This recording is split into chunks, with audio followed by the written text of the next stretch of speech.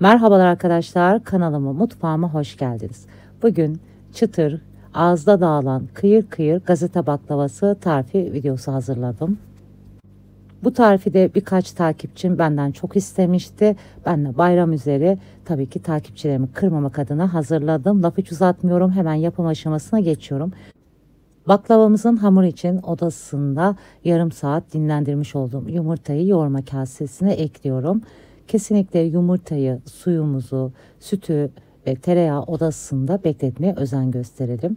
Direkt buzdolabından çıkınca soğuk eklemeyelim yumurtayı ve sütü. 1 çay bardağı su, 1 çay bardağı süt, yarım çay bardağı sıvı yağ ekliyorum. Hamura 1 yemek kaşığı tereyağı da ekleyeceğim için sıvı yağ yarım çay bardağı ekledim. 1 yemek kaşığı dolusu odasında bekletmiş olduğumuz tereyağı ekliyoruz. 2 yemek kaşığı sirke ekliyorum. 1 silme çay kaşığı tuz ekliyoruz. Sirke yerine 1 yemek kaşığı limon suyu da ekleyebilirsiniz. Veya elma sirkesi de kullanabilirsiniz. Malzemeleri güzelce karıştırıyorum. Kabartma tozu eklemiyorum arkadaşlar. Bu çok zor oluyor ama yine özellikle belirtmek istiyorum. Daha önce birkaç defa denedim. Kabartma tozsuz baklavaları daha çok beğeniyorum. Tabii ki ekleyenlere de saygı duyuyorum. Ben kendi adıma tercih etmiyorum. Bir kez daha bunu belirtmek istedim. Oldukça yoruma yazanlar oluyor. Buradan da tekrar belirtmiş olayım.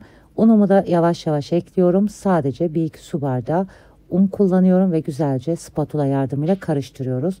Toplamda 5 su bardağı kadar un kullandım. Tabii ki sizin un markanıza göre değişiklik gösterebilir.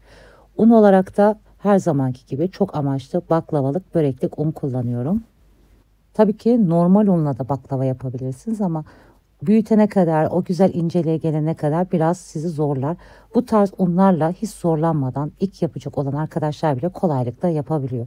Bunu da belirtmek istedim. Çok soran arkadaşlar oluyor, normal unla yapabilir miyiz diye. Tabii ki yapabilirsiniz. Ama dediğim gibi bu tarz unu kullanırsanız çok daha güzel baklavalar elde edersiniz. Toplamda 5 su bardağı kadar un kullandım. Kullandığım su bardağı ölçüsü 200 milimlik. Dibinde çok az un kaldı. Onu da toparlarken tezgahın üzerinde yoğururken kullanacağım. Yani toplamda 5 su bardağı kullandım. Tabii ki sizin yumurtanızın malzemelerinize ve un markanıza göre değişiklik gösterebilir. Benim kullandığım un miktarına göre değil, hamurunuzun bu kıvamına göre un eklemeye özen gösterin. Bu çok önemli. Kalan unumu da hamuruma ekleyerek toplamda 5 su bardağı unu tamamlamış oluyorum. Gördüğünüz gibi hamurum ele yapışmayan yumuşak bir hamur oldu. Çok sert katı bir hamur yaparsanız sizi açarken zorlar. Baklava yufkalarınız da kalın olur.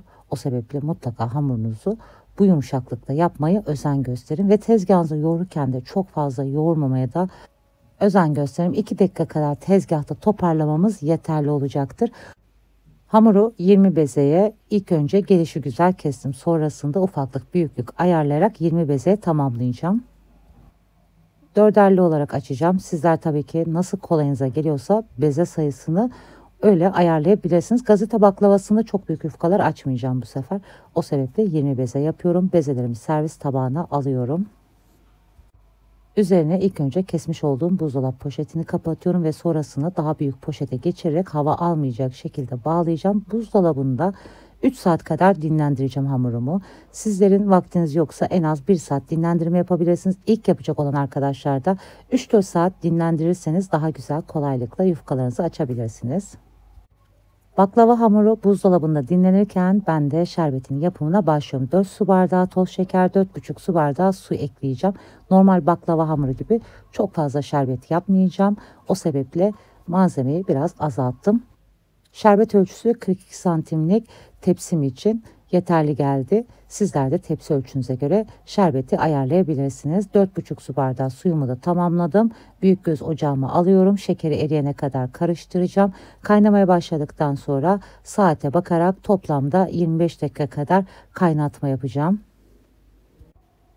Ben gazete baklavasını çıtır sevdiğim için şerbetini biraz koyu yaptım. Eğer sizler biraz daha yumuşak seviyorsanız 20 dakika kadar kaynatmanız yeterli olacak. Kaynamaya başladığı an itibariyle çok ufak çeyrek limonumun suyunu ekledim. Limonunu da şerbetin içine ekliyorum. Kaynamaya başladıktan sonra bu aşamadan sonra saatimi kontrol ediyorum. Orta ateşe getiriyorum ocağımın ayarını ve 25 dakika kaynatıyorum. Kaşıkla şerbetimin kıvamını da kontrol ediyorum. Son damlalar ağır ağır damlıyorsa artık şerbetimiz olmuş demektir. Bu arada normal baklava şerbetini 30 dakika kadar kaynatıyorum. Yalnız büzgülü gazete baklavasında 25 dakika yeterli oldu benim için. Evet, şerbetimi kontrol ediyorum. Artık kıvamını alan şerbetimin altını kapatıyorum. Kenarda soğumaya bırakacağım. Şerbeti kenara soğumaya alırken 3 saat dinlendirmiş olduğum baklava hamurumu buzdolabından çıkartıyorum. 4 tane bezemi ilk önce nişastanın içine ekliyorum. Ve sonrasında geri kalan bezelerini de üzerini tekrar da kapatıp kenara alıyorum. Bolca bezeyi nişastaladıktan sonra tezgahımda ilk önce parmaklarımla baskı uyguluyorum ve sonrasında merdane ile ufak pasta tabağı büyüklüğünde açıyorum. Açma işlemini de yaparken olabildiğince hızlı olmaya özen gösteririm. Kenarda bekleyen bezelerin de üzerine kurumaması için. Geri kalan bezeleri de hızlı şekilde açarak hazırladım. Açmış olduğum bezelerimi geniş tepsimin içine alıyorum. Aralarını nişasta gezdirerek güzelce bolca nişasta alıyorum ve sonrasında üzerine buzdolabı poşeti kapatacağım. Tekrardan temiz bez kapatarak oda ısısında yarım saat 45 dakika kadar dinlendireceğim. Eğer yazın sıcak havada yapacaksanız bu işlemi buzdolabında dinlendirmeyi ihmal etmeyin. Yaklaşık 45 dakika kadar dinlendirmiş olduğum bezelerimin 4 tanesini tezgahımın üzerine alıyorum. Aralarını bolca nişasta gezdiriyorum. İlk başta ara katlarına bolca nişasta dökeceğiz. Birbirlerine yapışmaması ve daha kolaylıkla çoklu açmayı yapmak için merdane ile zikzak şekil veriyorum ve sonrasında ilk başta kenarlarına baskı uyguluyorum ki olabildiğince kenarlarını inceltirsek sonrasında oklavayla açarken kenar kısımları da incecik olmuş olur. Yufkanızı açarken kesinlikle camınızın kapınızın kapalı olmasına, rüzgar alan ortamda açmamaya özen gösterin. Bu yöntemle kolaylıkla açabilirsiniz. Hamuru dinlendirme aşamasında yaptığımız için çok kolaylıkla açılıyor ve nişastalamaları da doğru şekilde uyguladığınızda hiçbir zaman aralarında yapışma olmaz. Çoklu olarak açtığınızda da daha ince yufkaları kolaylıkla elde edebilirsiniz. Yaklaşık 35-40 santime kadar merdane ile açtım. Aralarında hiç yapışma olmadı. Tabii ki sizler daha sık kontrol edin eğer ilk defa yapacaksanız. Biraz daha kenar kısımlarını incelttim ve sonrasında oklavama sararak ara kısımlarını kontrol ediyorum. 4 tane bezemi oklavama sardım. Aralarına bu aşamada tekrardan nişasta gezdiriyorum. Tabii ilkteki gibi çok bol gezdirmiyoruz. Yine de sizler açarken her zaman kontrollü şekilde ilk defa yapacaksanız daha sık kontrol etmeyi de ihmal etmeyin. Bu ayrıntıları elimden geldiğince sizlere veriyorum. Unuttuğum veya atladığım bir konu olursa da yorum yerine yazarak benimle iletişime de geçebilirsiniz. Nişastaya döktüğümde de elimle güzelce her yerini yediriyorum ki aralarda topaklanma olmaması için. Eğer topaklanma olursa açarken yufkalarda yırtılma olur. O sebeple bunlara da dikkat edelim. Oklavama sarıyorum. İlk başta ufak oklavayla büyütebildiğim kadar büyüteceğim. 4 tane yufkamı güzelce tekli olarak da sarıyorum bu yöntemle. Sonrasında 4'ünü birden de açıyorum. Mutlaka ara ara tekli olarak sarmayı ihmal etmeyin. Aralarında daha az yapışma olur bu sayede.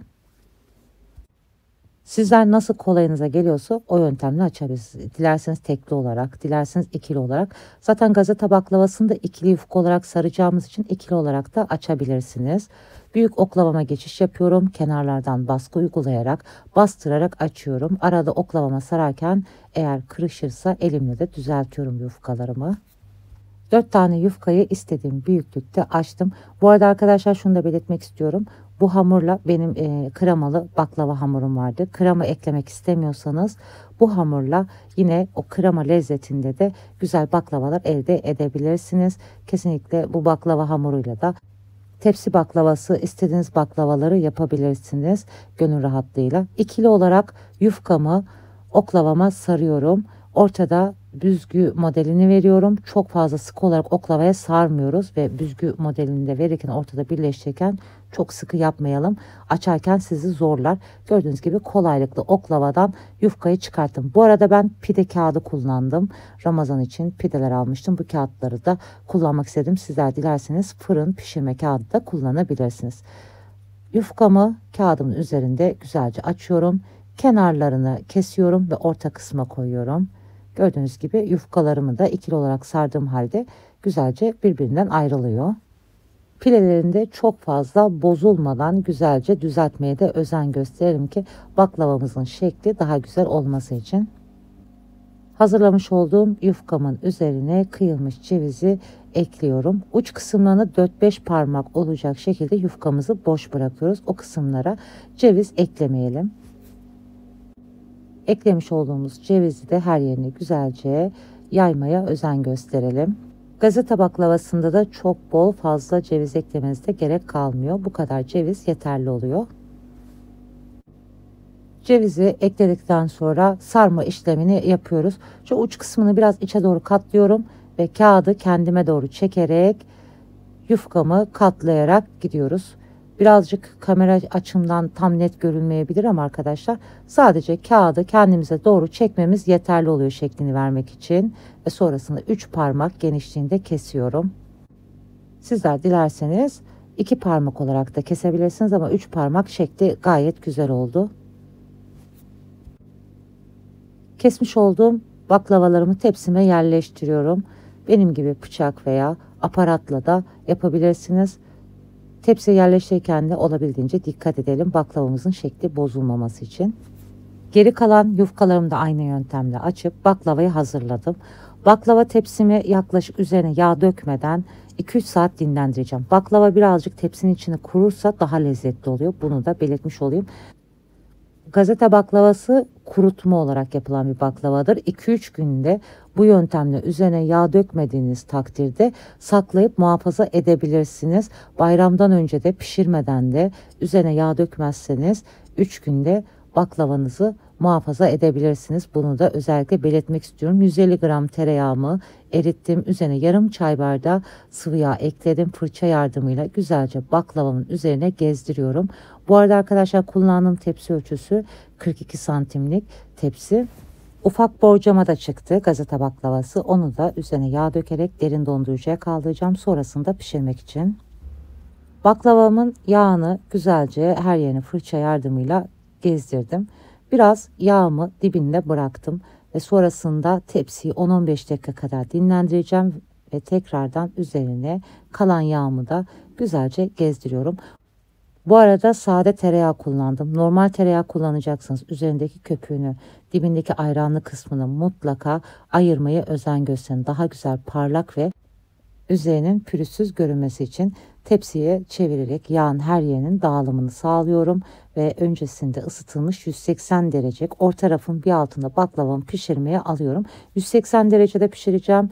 Kızardıktan sonra arkadaşlar 160 derecede alarak baklavamın içinin de güzelce çekmesini sağlıyorum. Toplamda 1 saat 5 dakika kadar zamanda baklavam pişti. Tabii ki tepsi baklavası kadar uzun pişirmiyoruz. Çok fazla katları olmadığı için erkenden pişmiş oluyor. Tabii sizler lütfen kontrollü şekilde içinde güzelce piştiğini emin olana kadar pişirme yapın ki sonrasında şerbeti döktüğünüzde hamurlaşma olmaması için. İlk başta yarım saate yakın 180 derecede pişirdim ve sonrasında 160 derece alarak 1 saat 5 dakika kadar toplamda pişirmiş olduğum baklavayı tezgahın üzerinde 2 dakika kadar dinlendirdim ve sonrasında soğuk şerbeti döküyorum. Bu baklavada çok tepsi baklavası kadar yoğun şerbet kullanmıyoruz. Daha az şerbetli ve daha kıyır kıyır oluyor. Kesinlikle tavsiye ederim arkadaşlar. 1 saat kadar dinlendirdim ve sonrasında ben size doku testini geçeceğim ama normalde en az 3-4 saat dinlenmesi gerekiyor. Çekim sebebiyle ben birazcık süreyi kısa tuttum. Bu baklava benim en sevdiğim baklavalardan bir tanesi. Daha hafif oluyor. Ne kadar çok yerseniz de size baymıyor. Daha hafif kıyır baklava seviyorsanız bu tarif tam size göre, gönül rahatlığıyla deneyebilirsiniz.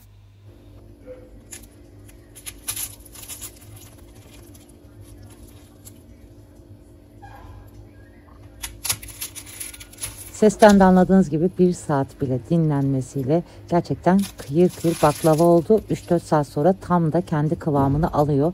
Gönül rahatlığıyla deneyebilirsiniz. Şimdiden deneyip yapacak olanlara afiyet olsun. Başka güzel tariflerde görüşmek üzere. Hoşça kalın, sağlıcakla kalın.